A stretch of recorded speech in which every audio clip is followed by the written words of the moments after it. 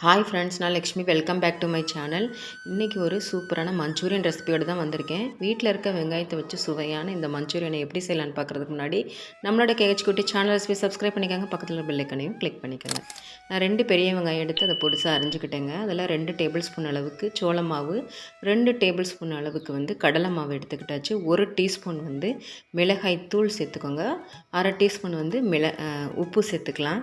ஏன்னா மஞ்சூரியன் மசாலாவுக்கும் நம்ம உப்பு சேர்க்க போகிறோம். அதனால் இதில் மிதமாக இருக்கட்டும். இப்போ தண்ணி வெங்காயத்திலே விடும். அதனால் நீங்கள் உடனே தண்ணி ஊற்றிட வேண்டாம். நல்லா இதை கலந்து விட்டுட்டு தண்ணி பத்தலைன்னா லேசாக கொஞ்சம் ஒரு ஒரு ஒரு டேபிள் ஸ்பூன்லேருந்து 2 டேபிள் ஸ்பூன் தண்ணி தெளிச்சுக்கிட்டு அதுக்கப்புறம் பிசைஞ்சுக்கோங்க. நமக்கு அது நல்லா உருண்டையாக பிடிக்கிறதுக்கு வரணும். அந்தளவு இருக்கணும்.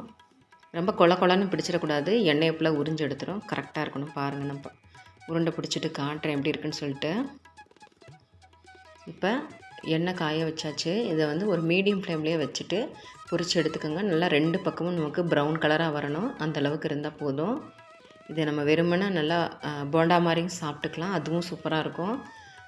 நம்ம இன்றைக்கி ஆனால் மஞ்சூரியன் மசாலாவில் சேர்க்கப்புறம் அதை ஓரமாக வச்சுட்டு சட்டியில் எண்ணெய் காய வச்சுட்டு பூண்டு 4 பல், ஒரு துண்டு இஞ்சி, ஒரே ஒரு பெரிய வெங்காயம் நறுக்கி சேர்த்துட்டு 2 பச்சை மிளகாய் அதையும் கீறிட்டு சேர்த்துட்டு 2 தக்காளி பழம் நல்லா பொடிசாக அரிஞ்சிட்டு அதையும் சேர்த்துட்டு உப்பு லேசாக டேஸ்ட்டுக்கு தகுந்த மாதிரி போட்டு நல்லா வதக்கிக்கோங்க.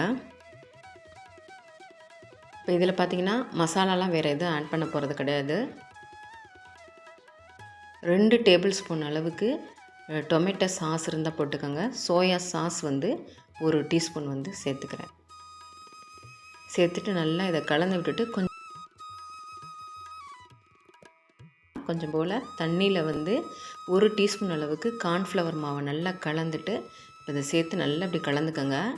இந்த அளவுக்கு ஓரளவுக்கு திக் கன்சிஸ்டன்சி கிடைக்கும்போது நம்ம பொரித்து வச்ச இந்த ஆனியன் பால்ஸை நம்ம சேர்த்துடலாம். சேர்த்துட்டு மிக்ஸ் பண்ணிவிட்டு ஸ்டவ்வை ஸ்விட்ச் ஆஃப் பண்ணிவிட்டு நம்ம ஒரு பவுலுக்கு இதை ட்ரான்ஸ்ஃபர் பண்ணிடலாம். மேலே மல்லி இலை தூவிட்டு நம்ம சர்வ் பண்ணலாம். இதை புலாவ் கூட வச்சு சாப்பிட்டாலும் சூப்பராக இருக்குங்க.